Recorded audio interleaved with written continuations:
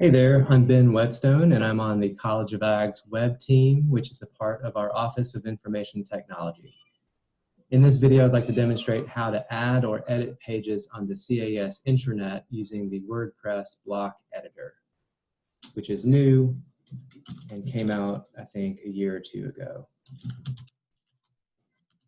The Block Editor has some advantages over the editor that we were using. Namely, it allows you to a lot more easily lay out the page in more interesting ways than we were previously able to do. It's also a little bit easier to use the block editor. If you already manage pages on the intranet as of June 2020, you will see these changes the next time you log in. And instead of writing in one big block of text like you're used to, each paragraph or image or list will be in a separate block. If you don't currently edit pages on the intranet, then hopefully this video will contain enough information to get you started with editing content on the College of Ag intranet. Now, the first thing that I'd like to mention is that we have what I would call a distributed model of managing content on the CAES intranet.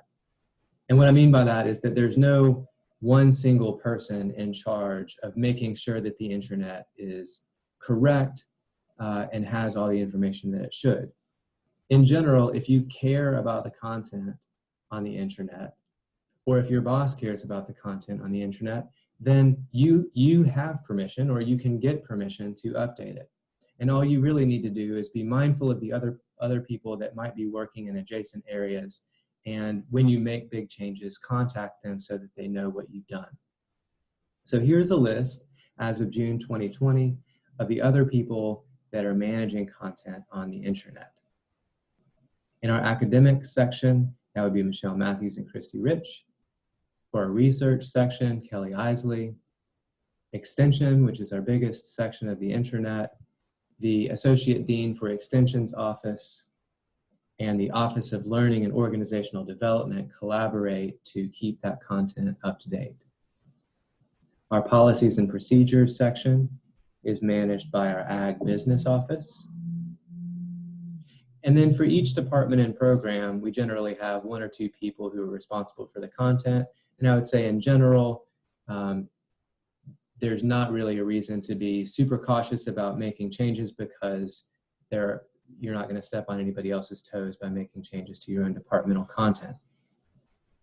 For all other pages, like the homepage of our intranet and other top-level pages like that, updates are generally made when somebody emails or calls my department, OIT, or our communications department, or OLOD, and we generally will make the change and then contact the other groups to let them know. So again, if you or your boss cares about the content on the intranet, you can edit it, and all you need to do is contact OIT and we will give you permission. An easy way to get in touch with us is by emailing caesweb@uga.edu. Chances are, if you're watching this video, you've already done this. So with that, let's dive in to a demonstration of how to edit content on the intranet. The first thing that you will do is type in intranet.caes.uga.edu, the same URL that everybody will use to view the content. You'll be asked to sign in with your UGA My ID.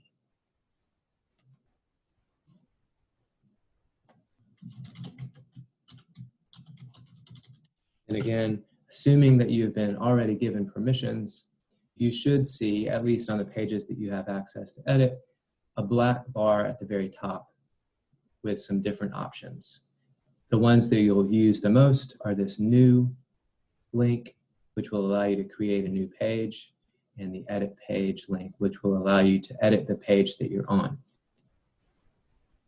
To edit a specific page, you'll just navigate to the page that you want to edit using the left-hand navigation.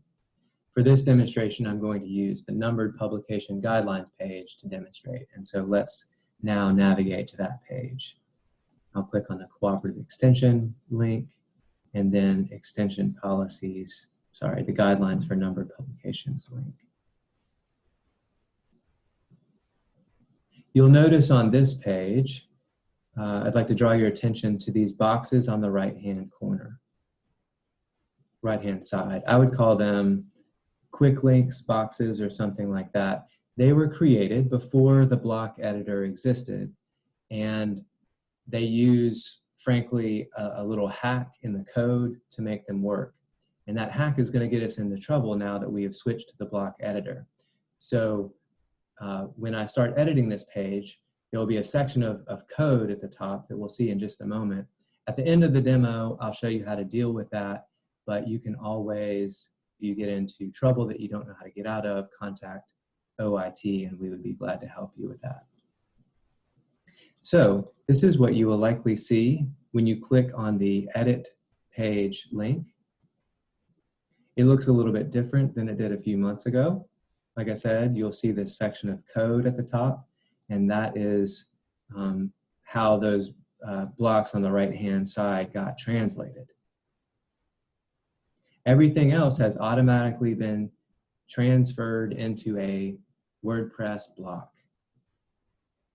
But before we go much further in talking about how to edit those, I want to show you 3 options that may be useful, that are more global, that affect the way that this WordPress block editor works in general. You can access those by clicking on the ellipsis up in the top right corner.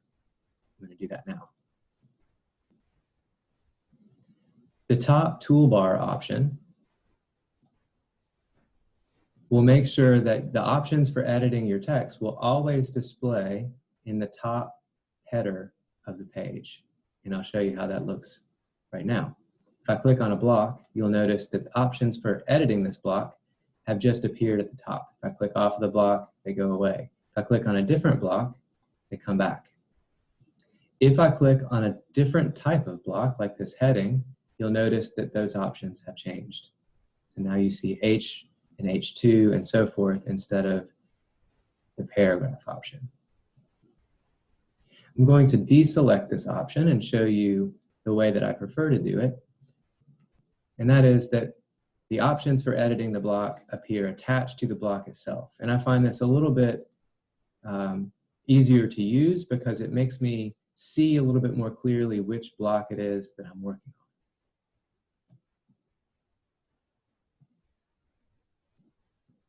The next option up here under this ellipsis is the spotlight mode. This is another one where you can select it or not based on your preference. What it does is it dims everything except the block that you're working on. And it does help you a little bit focus on the section that you have selected to work on. For this demonstration, I'm going to leave that one on. The last option is full screen mode, and if you deselect full screen mode, you will see all the other options available to you in the left-hand menu. Again, it's up to you whether you find those distracting or not. For this demonstration, I'm going to work in full screen mode so that we don't have any distractions. Okay, so let's talk about editing existing blocks, and we'll start with the most common block, which is our paragraph block. It's pretty simple. You can just start typing in here and type anything you want. If you click on Control B or the bold button, you'll make it bold. Control I or the I button to make italics. Highlight to make a link. And I believe you can even search for other pages on the intranet or links on the intranet if you want to. Then if you get in trouble and don't like the changes that you made, you can click on this undo button in the top left corner and it will undo those changes. For some reason, if you undo the last change that you made, it jumps you to the bottom of the page. Notice that I'm now at the bottom of the page for some reason. Who knows why? Perhaps they will fix that in the future.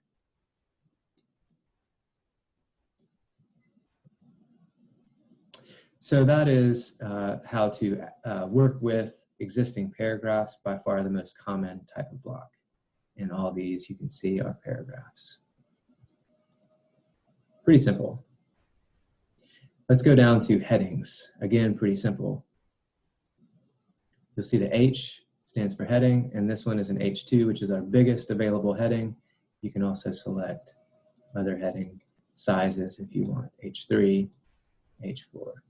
Again, undo. We'll undo the changes. And again, I get jumped to the bottom. Kind of a drag on a page as long as this one. Okay, the last type of common block that I'd like to talk about is a list block. It's pretty simple too. You can change it. You can change the type of the block if you want to a numbered or unordered list. If you're working with a particular list item, you should have access to indent the list. And I believe you're only allowed one indentation level, so you can have a 2-level list. Same as before, you have bold and italics and links. To add an element, you just put your cursor at the bottom. This is really very similar to Microsoft Word, so I don't expect that you will have very many problems.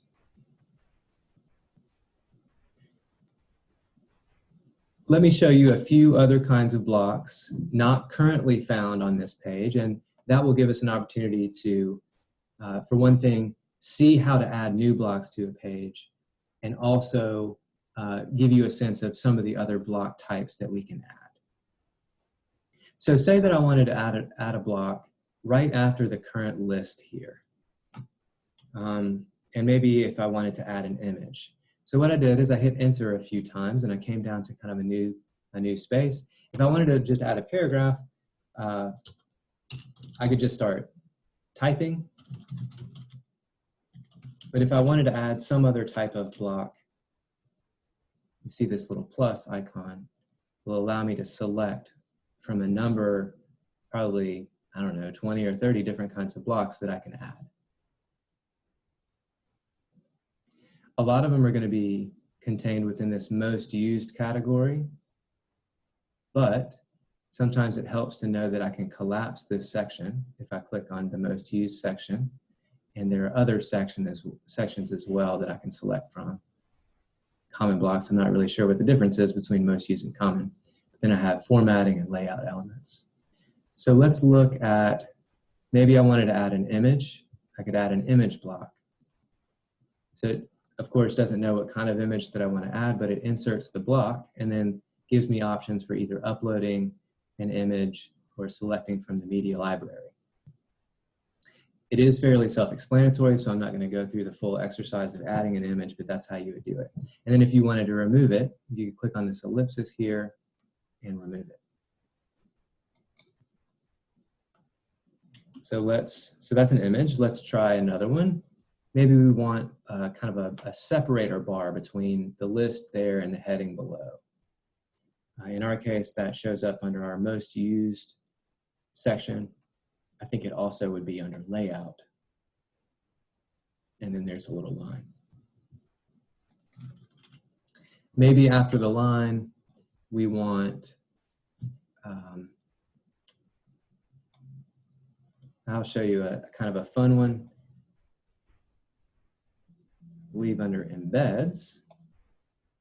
There's a bunch of different things, but for our intranet, it might be helpful to know that you can embed a video that's on YouTube.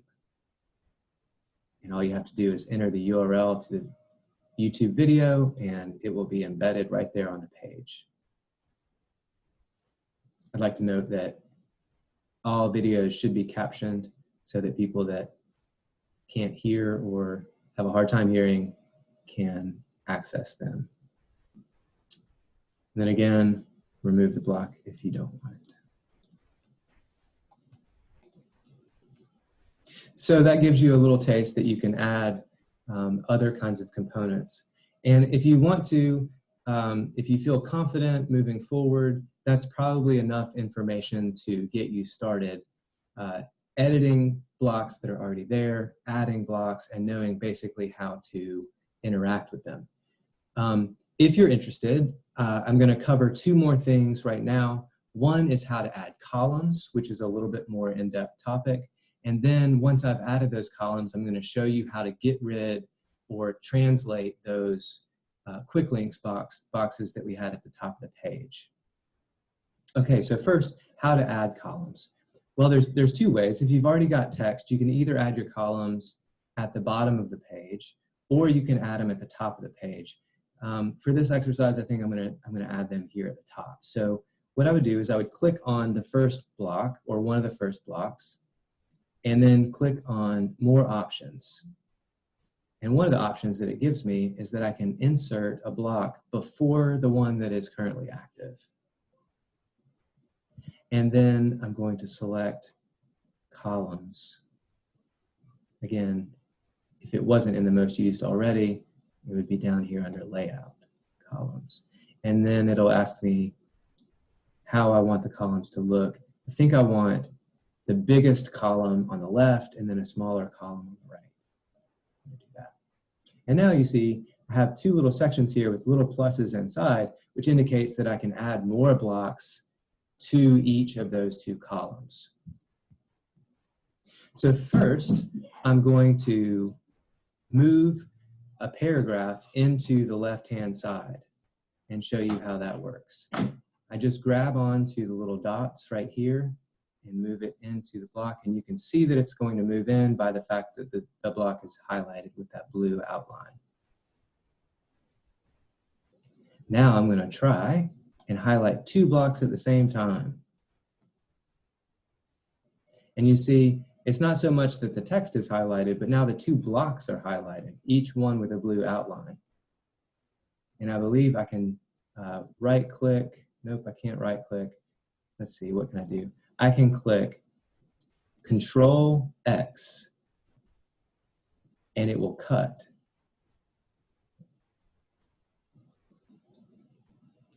Control X will cut those blocks with any luck. And then I can go insert them with Control V, and there they go. Some other options for moving blocks. It does have this move up and move down, but this is going to get tricky because it doesn't know to move it into the left column or the right column. So I believe if I try to go up, it's going to put it above the columns. And if I go down, below the columns. That's not really what I want. Instead, grabbing here on the little dots and then moving up, notice that it doesn't let me move it into that column. And I'll show you why in just a moment. Let me stop trying to drag it around. What I have to do first is I have to kind of give it a place in the column to land. So what I'll do is I'll put my cursor on the last block and hit enter. And now there is a space at the end of the column. So if I highlight this, you'll see that now there's a spot at the very end. Okay, so I could go down and add every single one of these subsequent blocks if I wanted to. In the interest of time, I am not going to do that. What I am going to do is I'm going to show you how to put, how to move these quick links boxes into this right-hand column. And the trick here is that you're going to want to ignore everything that in these divs. So if you see div, that is a tag with an open bracket and a close bracket. Again, this is an advanced topic. Do this at your own risk. You're going to want to remove anything that's a div from the open bracket to the closed bracket. So I'm just going to remove it. Now I'm going to remove the next one because it's a div. And I don't worry that it has all this other stuff in there. I just look for, the thing that I'm looking for is like, where is the closed bracket? Open bracket, div to closed bracket, and then I'm going to remove it. Now I'm going to go down and scan for other divs. Don't see any more divs. There's a div, I'm going to remove it. There's a div, I'm going to remove it. There's two divs, I'm going to remove them. Then I'm going to take everything else and copy. Now, first, I'm going to do something else. I'm going to add a paragraph first. Then I'm going to copy all this text. And with some luck, if I paste it right here, look at that. I pasted it. That's great. And now, since I've taken that text out and pasted it somewhere else, I'm just going to remove this block. Now, finally, once I'm done with my changes, I can click the blue update button and my changes will be made live. It's good. I see a little update message at the bottom saying that the page is updated. I don't quite trust it, so I'm going to click on View Page. And there you have it. It looks a little bit different, but the effect is the same. That we have a column over here on the right with our quick links, and we have a column over here on the left. And even though I didn't move all of those blocks into the left-hand column, it works pretty well because we don't really need it to have two columns all the way down. An advantage to the way that the block editor does this is that now if you're looking at this on a phone, it automatically will take those links that were floated over there on the right and put them kind of in a sensible place on the page. Whereas I believe before it probably didn't handle that quite as gracefully. Okay, with that, that concludes the demonstration. If you have any other questions or problems with this change, we would love to hear from you. All you need to do really is email caesweb@uga.edu and we would be very happy to help.